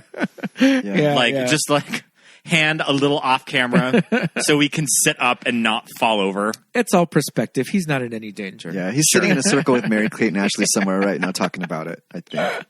What he went through. I would love that. And Sarah, like, she kind of figures out she can't get to Toby just by going up and down these stairs. It's not how the labyrinth works. It's not just like, I'm going to climb this, Yeah. And find anyone who's been to a mall and is trying to look at the map and try to figure out where the fuck Sears is. Well, I'm never looking for Sears, but Hot Topic. Sure, yeah. It's impossible. So what is she? I forget. It's so weird. Like, I'm really it's so ingrained that. Yeah, go ahead. No. I was just going to say she just decides, like, fuck this. I can't get to him. She jumps. She jumps off the stair and just, like, it starts to break apart. She's been doing that the whole movie. She's been letting go, looking in the mirror at her identity, breaking it, and then saying, figure it out. Mm-hmm. And this is when we get to Jareth in his final horsehair owl form. Oh, my God. And this is where the wind machine. Yeah. And this is where Beyonce's weave gets caught in the wind machine. Yeah. Yeah. It tickled me pink. What do we think about that? So, because now they're kind of in this, like, limbo space. Yes. Yeah. It's sort of very a liminal space, if you will. End of never-ending story. Floating through the void. What's my name? Yeah. Priyanka. Oh, sorry. Well, essentially, Sarah does the same thing that Nancy does in Nightmare on Elm Street in that she just takes his power away from him. She takes his power away from him. Yeah. Wow. You have no power over me. Yeah.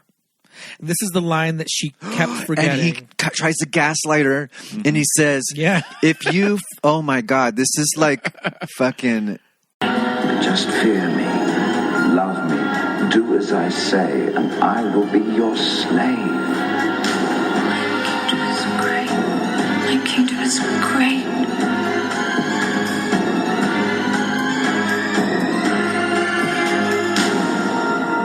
You have no power over me.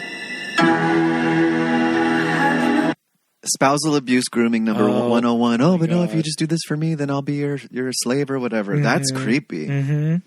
I mean, I can't say that it's not tempting if I was Sarah. Just live with Jareth. Just to live with Jareth in the castle He surrounded says, by the fear labyrinth. me, Yep. love me, do as I say, and I will be your slave. Oh, my goodness. Mama. Slave. Do as I say. Fear me. Now, if Sarah says, okay, I'll stay with you, what happens? Toby gets turned into a goblin? Mm-hmm. Or Toby gets to go free if she stays with him? I think Toby has to turn into a goblin. Okay. But then she gets to live as Sarah, as herself, and like rule over the goblins? Real tea, I would have signed the contract. I mean, I might stay. For the alimony alone, the outfit, the dress. Do I get to keep the dress from the ball? But sequence? is your only other human companion Jareth? Well, you have all the goblins, and you have everybody. You have that little cute worm. Mm-hmm. It's Scientology, basically. Sure. You have to sign your contract. What's that woman that we've been looking for 20 years? Shelley. Shelley. We found Shelley. Shelley Miscavige. No, she's in the dungeon somewhere. She took the deal. Labyrinth. She said, fear you, no. maybe not, but love you and do as you say. Whatever. I'm your slave. Oh my god! Because that's what I'm thinking. I'm like, if I say, okay, yes, I'll stay with you. Let Toby go back to the human world. I'll stay with you here and be your queen. Listen, the listeners don't know we have a photo of Leah Remini. Literally, She's watching next to over Prince. us. Yeah. She's watching over us right now. Would I eventually get bored? I was going to say, wouldn't you just... I mean, what is there to do in this castle? Just He's a wander good singer, around the though. labyrinth. He's a great singer. He's packing heat. Yeah.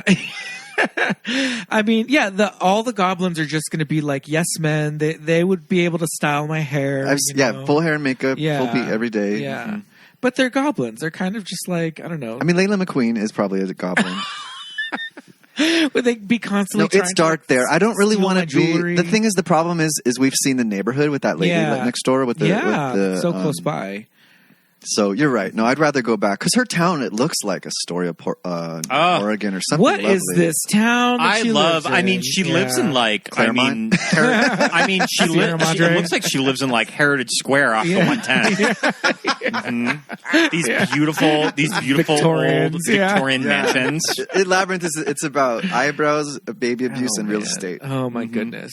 So if there was, for some crazy reason, the Labyrinth animated Saturday morning cartoon, and very like Beetlejuice style, she just got to go back and forth. Sure, Like okay. it's just her and Jareth and their adventures Well, and she gets to hang out with her friends in the too. Goblin Kingdom, and she gets to go and hang gets out with Hoggle. And Well, your fanfic thing says that there's like time frames and because Narnia is not very much. Yeah, the time doesn't add up. Yeah. So she could live with Jareth for 50 years and come back, and Toby's only like 4 years old. Yeah. Right? Or even more time. Okay, so in the real world, I'll make this quick. Do it. The two parts of your brain, there's the rational and then there's the deeper emotional part of it. And the emotional part is disconnected from the chronology of any story that you go through. Ooh. So it's beginning, middle, and end. And B, time. So that's why in a lot of these stories there's an out of time element when you're in sort of your journey and your identity and all of that stuff, and then you can check back into the real world, Goonies style, and like be going to get the groceries. So Okay. All right. isn't that kind of what you're talking about this, like you want to have your cake and eat it too? Yeah.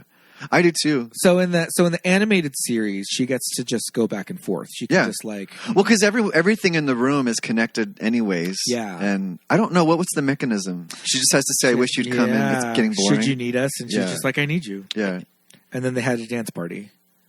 with confetti. Yeah, they all wake up and talk shit, and they go, "She didn't say I wish she would come and make it more interesting," and then she does.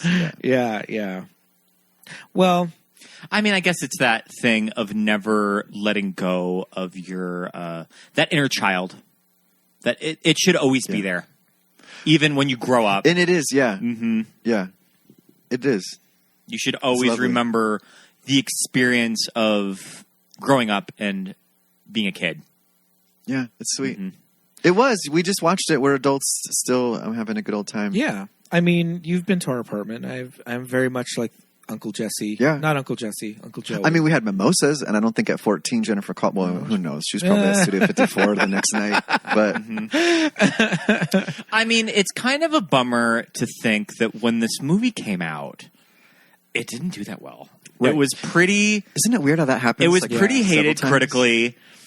It pretty much underperformed. I think this movie was budgeted at $25 million, probably went way over budget of what they had originally thought this movie was going to clock in at. Yeah. And I think it maybe made 12.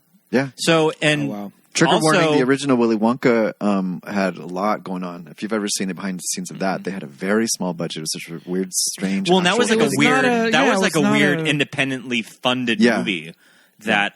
literally by a candy company, I think. Love it. There's what other ones? There's been several movies that became legendary later on, right? Well, I mean, a lot of these movies... Wizard of Oz. A lot of these... Yeah. Did like okay, Wizard of I Oz. think. Yeah. I mean, a lot of the movies that we grew up with, primarily from the 80s, kind of when I think of movies like Legend, that movies that really underperformed, just these cool genre movies that, I mean, maybe it was just a little too much for certain audiences at the time, that people really couldn't embrace it, but that's what we have to think with something like home video.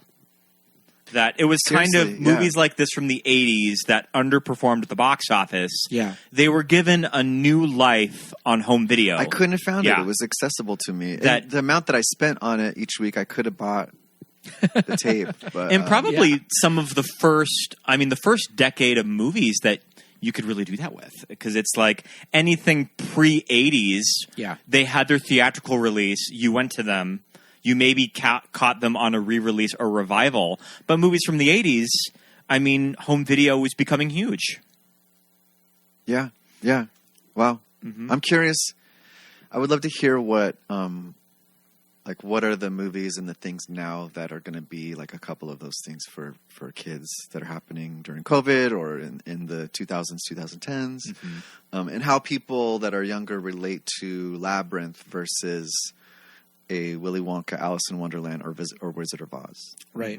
But I think that they're all connected. I also think people around our age tend to really gravitate towards a property like Labyrinth. Do you think gays actually do get into it as much as we do?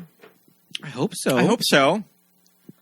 I mean, I also we'll find out when this episode. I get into Wizard of Oz, and obviously that's way before our time. Yeah. I also hope that sort of young people know what this movie is. If that you showed them an image of Jareth the Goblin King, they'll immediately know what it is.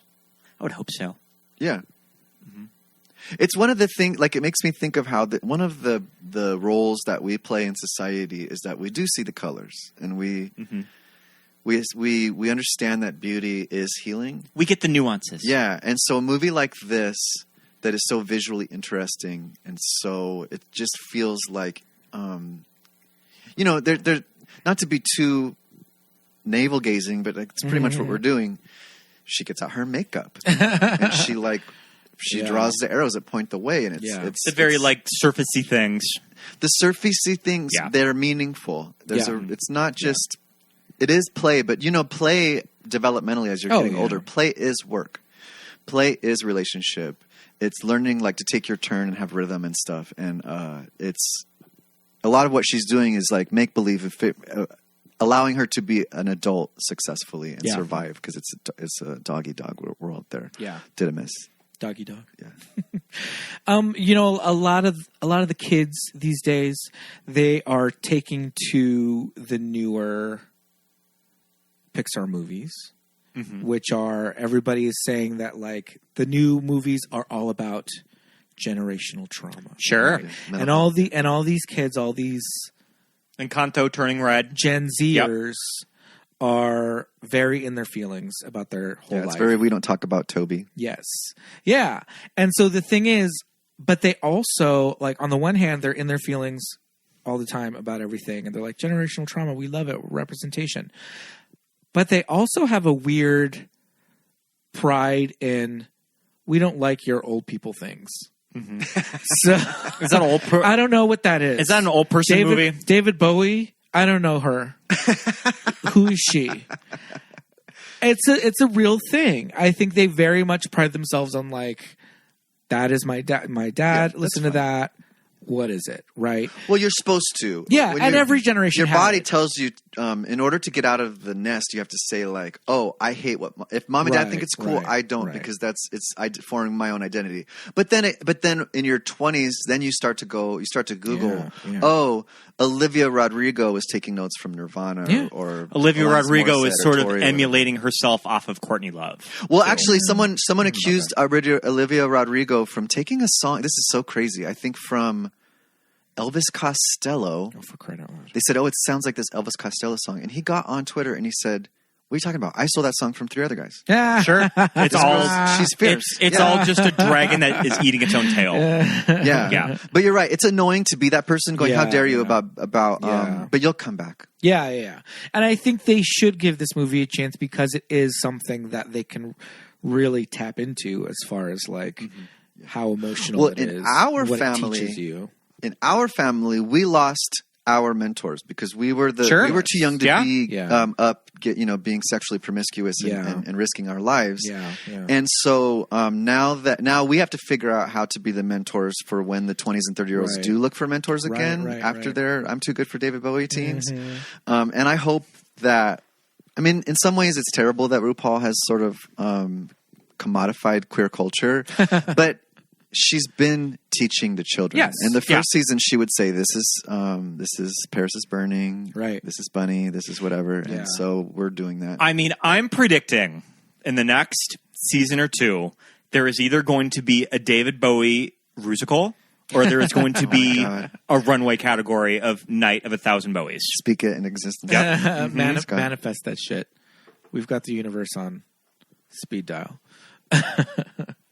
But I do think there's a large quotient of people out there. I don't know if quotient's the right word, that do love this movie. Oh, and hold definitely, it yeah. I was- very dear to their heart. I was Just being our stupid age. last night, daydreaming, and I was thinking of, I think Duncan Jones is his son, Mm-hmm. who's a film director, and I was Yeah. like, okay, this is my pitch to Ryan Murphy or someone terrible. God. Duncan Jones directs. Iman plays the magical king character, Ooh. and Jennifer Connelley comes back as some beautiful whatever. And Iman and David Bowie's daughter is 18 right now. Okay. And she plays the lead in going back into the labyrinth or Ooh. whatever, and Okay. and maybe someone else comes in and helps with the music as well. But I'm like, why not? I mean, they gave The Dark Crystal Let's do a 10-episode series on Netflix, so that might not be completely out of the question. Yeah, And the Dark Crystal Netflix series is beautiful. it's called "And Just Like That, She Goes Back to the Labyrinth." I'm in. Jareth is in Paris right now, texting. Now, He only texts. now, Peter, Sends owls. true Yes. Sophie's choice, Uh-huh. Labyrinth or Dark Crystal. Labyrinth or Dark Crystal, and I can only watch one for the rest of time. Yep. I'm probably going to go Labyrinth because it has songs. Yeah, I agree. All right, Scott, gun to your head. Gene Wilder or geez. Johnny? Or Johnny Depp. I don't know. I do like that Bob.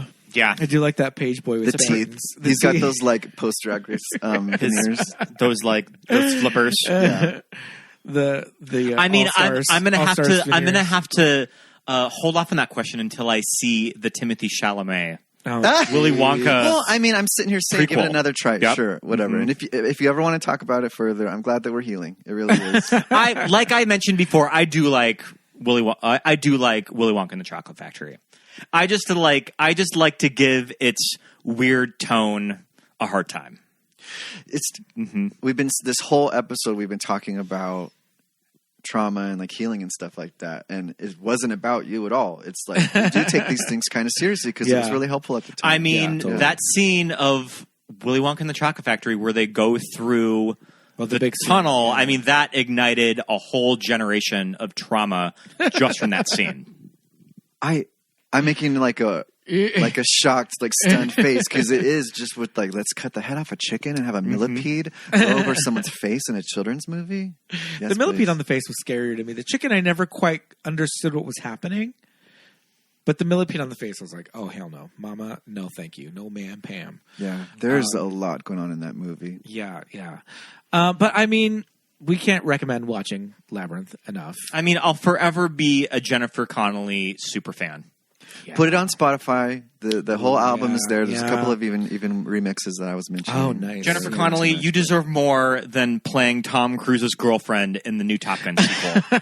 Wasn't she in one of the Hulk movies? Yeah. Yeah. She was in the Ang Lee Hulk movie. Yeah, you know what she does deserve? Paul Bettany. Oh, hey, girl. Get it, girl. I bet she sings that Japanese single to him every night. Oh, my God. I'll have to find something of that single and post it on her Instagram. Oh, good. Yeah, good call. I would love to hear it. I haven't. On his birthdays, maybe she sings it. She breaks it out. It's interesting when you listen to Jennifer Connelly. We have the new Blu-ray edition, and they do a new doc where they interview a lot of people that made it. Jennifer Connelly. I mean, wait, from Labyrinth? From Labyrinth. Yeah. And she talks about when she did Labyrinth, she kind of knew who David Bowie was, but I mean, she was kind of like a Gen Zer of the 80s that like she didn't immediately get the references. She had heard of David Bowie, but he has this song called Sue, or In a Time of Crime or something. It's from his last record. There's a version that's horn based. It's got like horns all the way through it. And a lot of times like artists, they drop off, but he was dying. And he was making this incredible song. Go find it. Find the version with the horns. Yeah. And it'll knock your socks off. His voice and the power. It's a stunning song. And he was doing it for real. He was making some of his best work as he literally was fading away. Wow. He is incredible. Yeah. Crazy. David, I mean, shit. It's David Bowie, man. Like, I specifically remember where we were when we found out that he died. Yes. It was right after the Golden Globes in 2016. We were on our couch with our good friends Ray and Jen, and our friend Ray was just like, holy shit. Yeah, it was the day David Bowie just died. Our birthday? But I specifically remember we had people over to watch the Golden Globes, and we were just hanging out afterwards. And he died right before Prince? Yeah, they both died around the same time. It was a rough week. Yeah, that was crazy. Well, and a part of me is thankful that when he did have cancer, we didn't know. That I would rather sort of find out that he's no longer with us than having to follow it in the news that David Bowie has terminal cancer and he doesn't have very much time. I would much rather have it just be like, get it over with. I don't need to know. Yeah. I want to. Yeah, they gave us this fantasy, and it's okay sometimes to just enjoy and give people their privacy. Because Prince, too, just sort of dropped off. And it was... Yeah, crazy time. 2016. People did not like that year.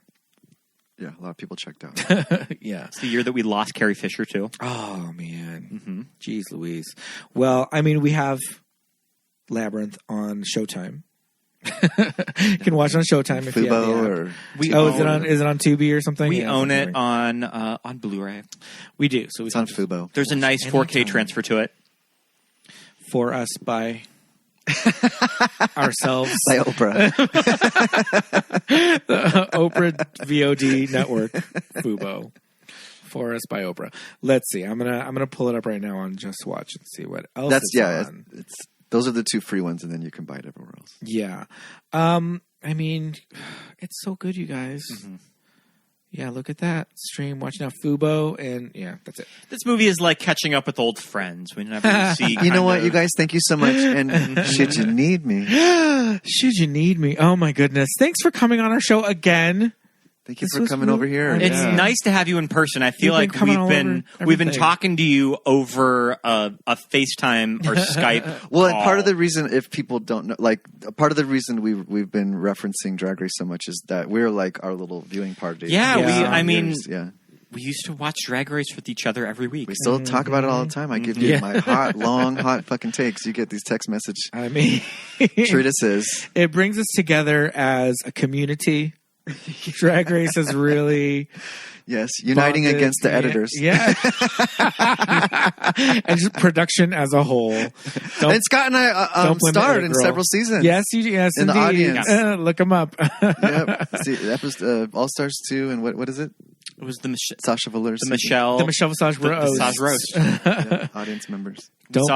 We saw Alexis Michelle bomb in person. It was incredible. Oh my god! Mm-hmm. Don't blame the edit girl. And I'm in when Laganja Estranja talks about kind of dry like your vagina. Oh my god! You saw that in person. That's incredible. I'm like snapping or something in one of them.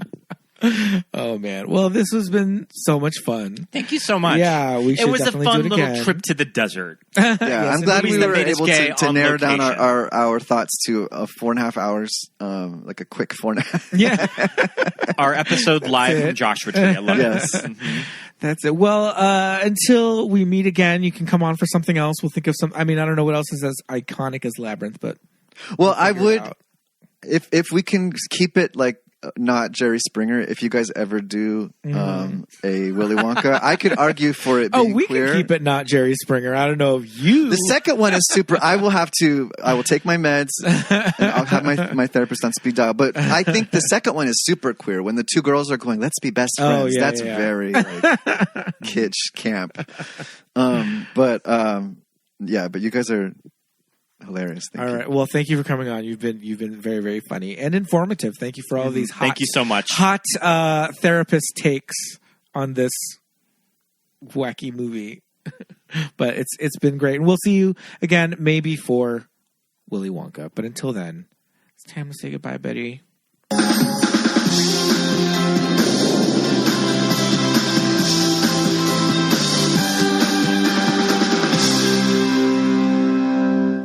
And thank you so much for listening, everybody. I love this movie. I'm so glad we finally got around to recording Labyrinth. It was a fun episode. It was good to see Jared. I can watch this movie any time of day, any day of the week. I'm glad to hang out with Jared. He had some awesome insights. Mm-hmm. So thanks for listening, everybody. That was really fun. And we'll be back next week as always. But right now, it's about that time. For Patreon shout-outs. We have a new patron. We'd love to say hello and welcome to the patron fam, to Jermel. Thank you very much for being a patron, buddy. So we'd also like to say hey to Melanie, Christopher, Esperanza, Nicole, Susan, JJ, Leighton, Shelby, Michael, Charlie, Muffy, Paul, Jamie, Drew, Jimmy, Genevieve, Dawn, Joshua, Emma, Millie, Aaron, Melinda, Jim, Jessica, Nick and Shannon, Christine, and Rufino. Thank you for being a friend. Thank you so much for following us on Patreon. I know that we have been late on the newsletter. We have a lot going on, but the newsletter will be out next week. Yes, indeed. And possibly a brand new commentary track. Yes. And it might be out today. I think that we're going to be doing might be out today. A commentary for the Dark Crystal to kind of go with Labyrinth. Yes, indeed. Do you remember hand when Emma Stone was doing press for La La Land and she had some stupid story on Graham Norton of like going in her trailer and watching she pronounce it Labyrinth. Labyrinth. Yep. I always think of that. Well, we'll have our companion piece commentary track out soon enough. So if you want to check out all of our 20 plus commentary tracks, head over to patreon.com/movies that made us gay. You can contribute to any of the levels. The $10 level unlocks the commentary tracks. Hey, if you want to just donate for 1 month, 30 days, listen to all the commentaries, it's sync all them nice. up with the movie. Mm-hmm. It's all good. You can just listen to them in your car. You don't even need to watch the movie. But it's really fun when you sync them up with the movies. It's like we're right there with you. But yeah, just listen to all of them, and then after the 30 days, cancel it. You're good to go. $10. Thank you so much. If you want to contribute monthly to just get them as they come, feel free. Anything we welcome so much. It all goes directly back into the show to keep the podcast up and running, and all of our equipment, in working order. So thank you to our patrons, and go check out all the wonderful tiers with supplemental material. We'd also love it if you would rate and review our show. Head over to Apple Podcasts. Yeah, give us 5 stars. Or you can also head over to Spotify and give us 5 stars now. We would love it if you wrote us a new review. One of our listeners, Disneyland Drew, I don't know, something's really weird with Apple Podcasts. The review's not posting, so I'm going to talk to you. I'll reach out to you shortly, and we'll figure out what's going on there. But if you write us a review, we'll read it on the air. We'll read it on one of the shows. So head over to Apple Podcasts, leave us a review. That'd be wonderful. And hit those 5 stars. Always great. We'd also love it if you would subscribe on all of these social media platforms. We are on Facebook and Instagram at Movies That Made Us Gay. And on Twitter at MTMUG Pod. Yes, indeed. So go and follow us there. You can also follow us directly if you like. I'm Pete, and I am at Peter Lasagna on Instagram and Twitter. I'm Scott Youngballer on Instagram, and follow my Letterboxd. Yes, indeed. Lots of fun reviews over on Letterboxd. So thank you so much for listening once again. Until next week, everybody. Bye. We'll see you soon. Bye.